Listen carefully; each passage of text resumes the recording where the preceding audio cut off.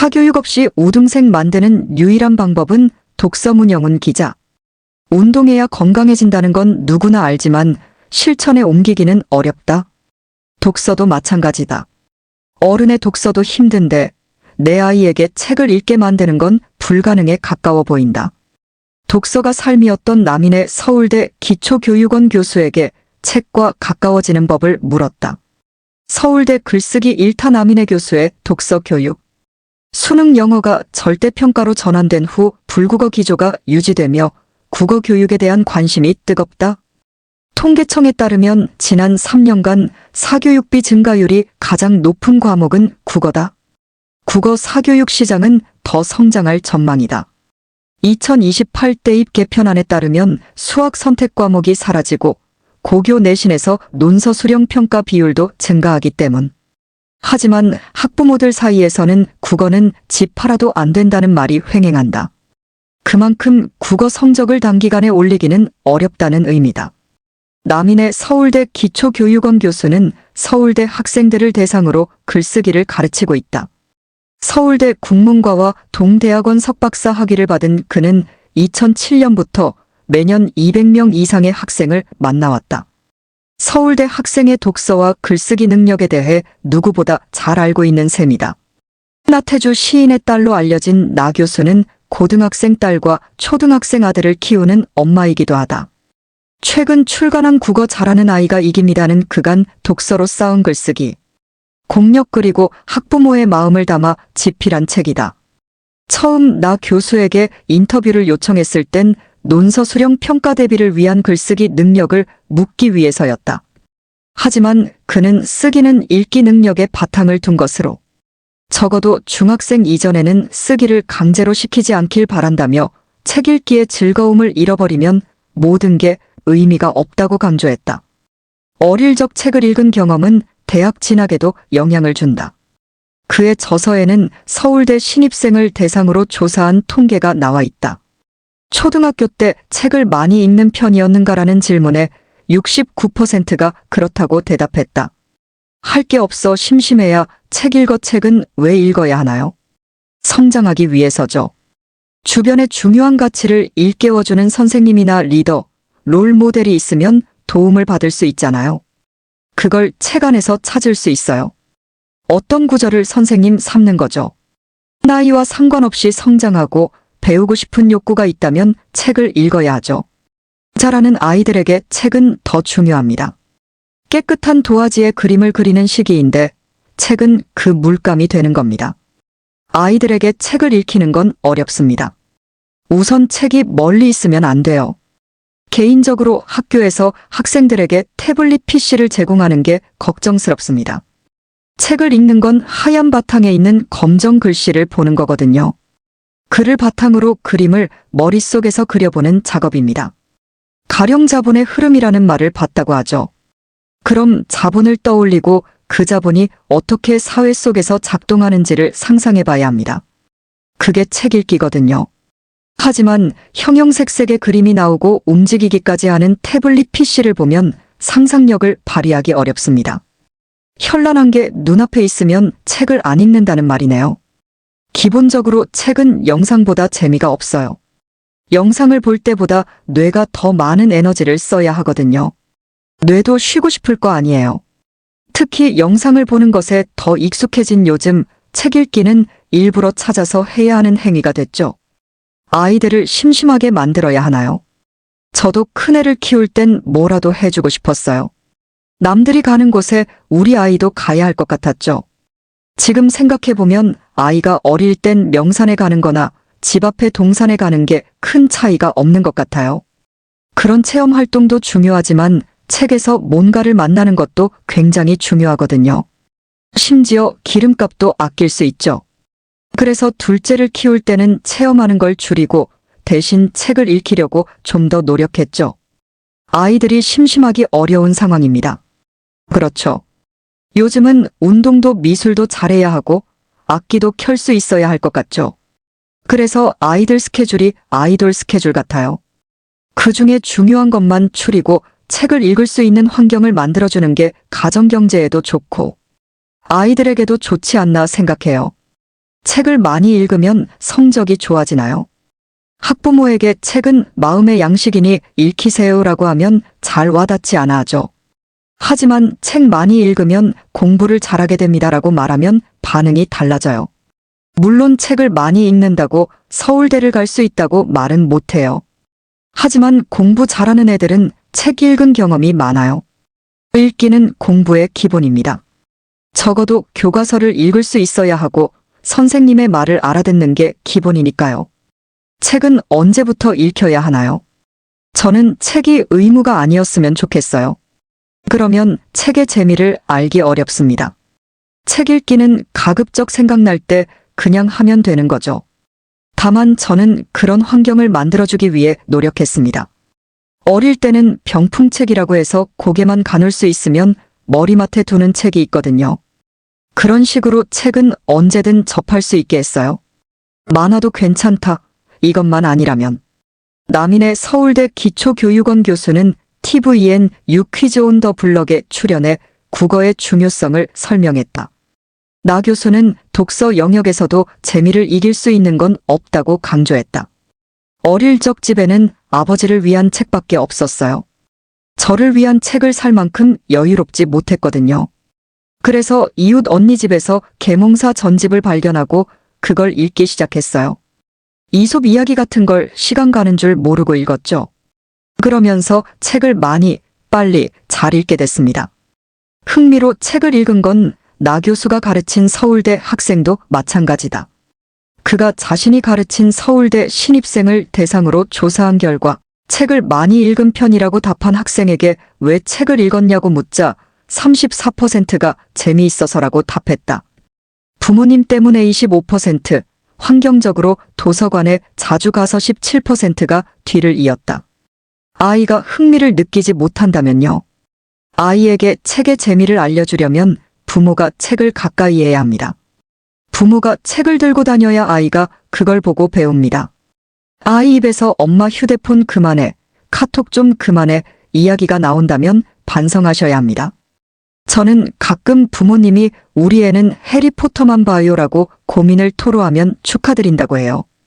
책의 재미를 느낀 거니 좋은 시그널이죠. 만화만 본다면 어떨까요?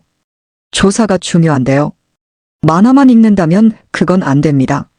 저는 학습 만화를 읽는 건 나쁘다고 생각하지 않지만 학습 만화만 보는 것은 좋지 않습니다. 다만 앉아서 뭔가를 보는 엉덩이 힘을 기를 수 있겠죠. 책에도 단계가 있습니다. 그림이 많은 책에서 적은 책으로, 컬러에서 흑백으로 성장해야 해요. 점차 요소를 덜어내는 과정이 필요합니다. 반대로 꼭 고전을 읽어야 합니까? 고전을 읽어야 한다고 하면 학부모들은 걱정합니다. 우리 애에게는 이걸 안 읽혔는데 어떡하죠? 같은 반응이죠. 독서를 선행학습 돌리듯 하지 않으셨으면 좋겠습니다. 고전을 읽어야 한다는 말 대신 고전의 좋은 점에 대해 말씀드리고 싶어요. 고전은 오래 살아남은 이야기이고 여기엔 합당한 이유가 있어요. 배울 만한 게 있는 거죠. 가령 춘향전을 읽으면 고전 어휘를 알 수 있고 조선시대의 신분관계나 시대상을 자연스럽게 배우게 돼요. 그리고 다른 책을 읽는데도 도움이 되죠. 현대시 중에도 춘향이를 모티프로 쓰인 시가 있거든요. 고전이 어렵다고 생각하지만 쉬운 고전도 있습니다. 이솝 이야기나 탈무드 동양 신화 등이죠. 무조건 어려운 책을 읽히는 게 능사는 아닙니다. 문학과 비문학의 밸런스도 중요한가요? 두루 읽힐 수 있으면 좋죠. 저는 개인적으로 자녀들에게 문학도 조선시대와 일제강점기 때 소설, 해방 이후 소설, 최근 유행하는 소설 등 다양하게 읽히기를 권합니다. 비문학도 읽어보면 좋죠. 아무래도 비문학을 읽혀야 사회 분야 지식이 쌓이거든요. 문학을 2권 읽으면 비문학을 1권은 읽어보라고 했어요. 책을 읽고 난 뒤 기록해야 하나요? 저는 10년 넘은 보물 같은 독서 기록을 갖고 있습니다. 일을 하거나 글을 쓸 때 과거에 읽었던 책을 복기하기 위함이죠. 제가 가르치는 학생들에게도 독서 기록을 하길 권합니다. 하지만 초중학생들은 책을 읽고 기록할 필요는 없어요. 애들은 원래 잘 까먹어요.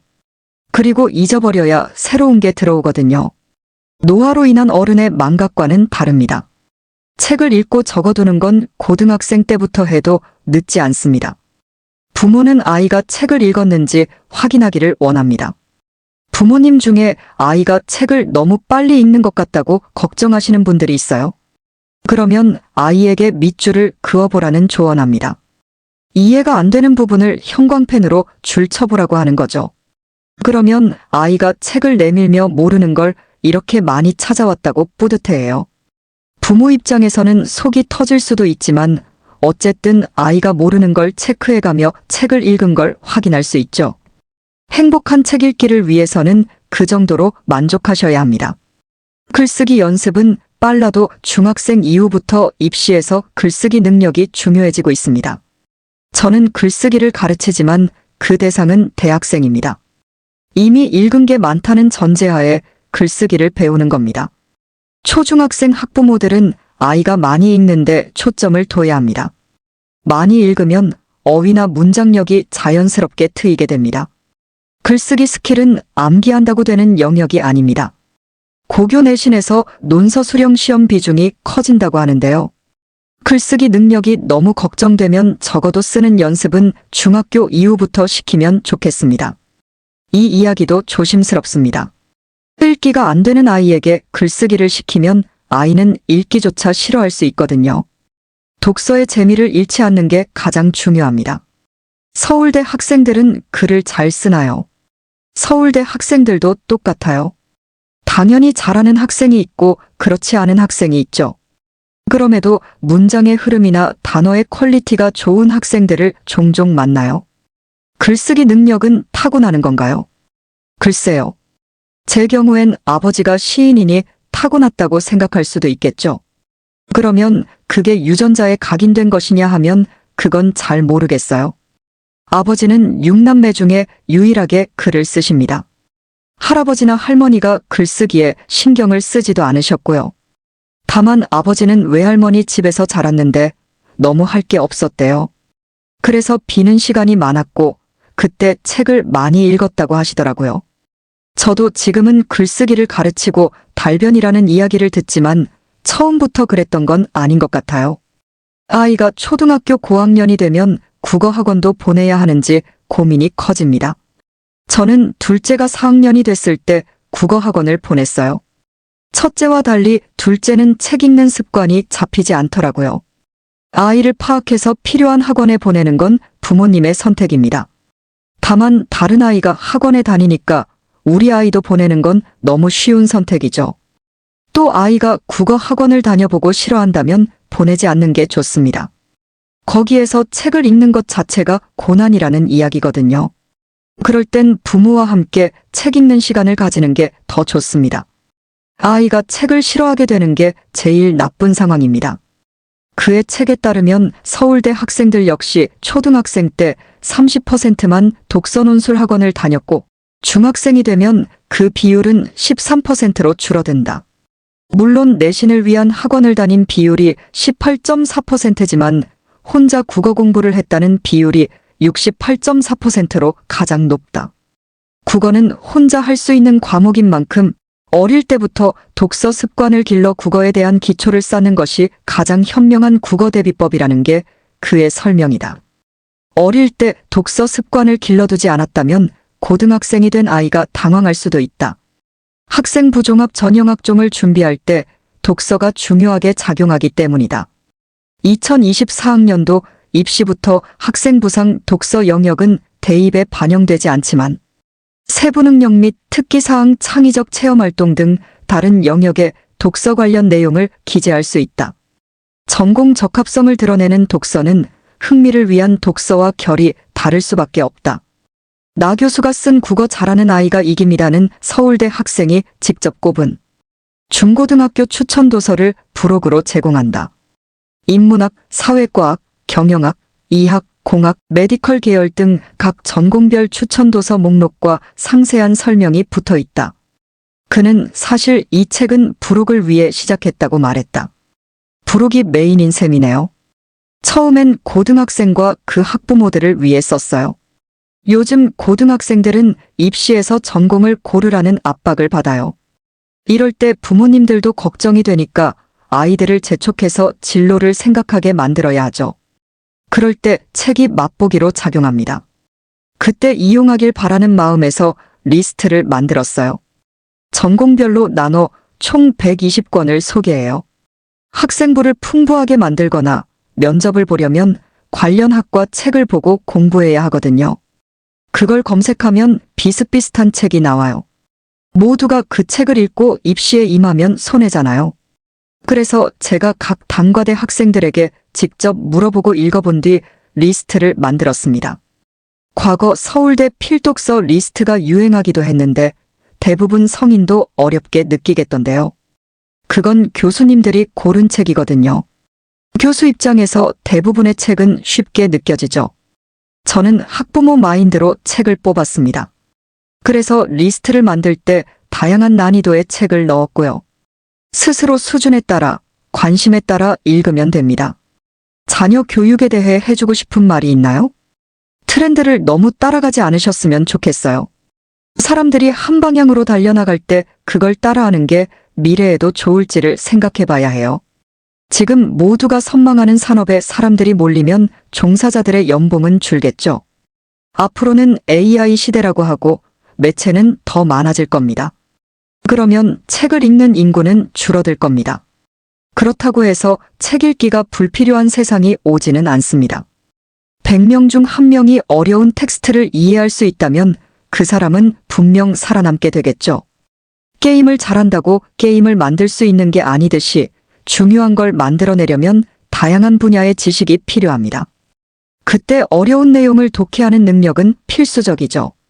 책을 읽을 수 있는 능력은 어떤 분야든 분명 플러스 알파가 될 겁니다.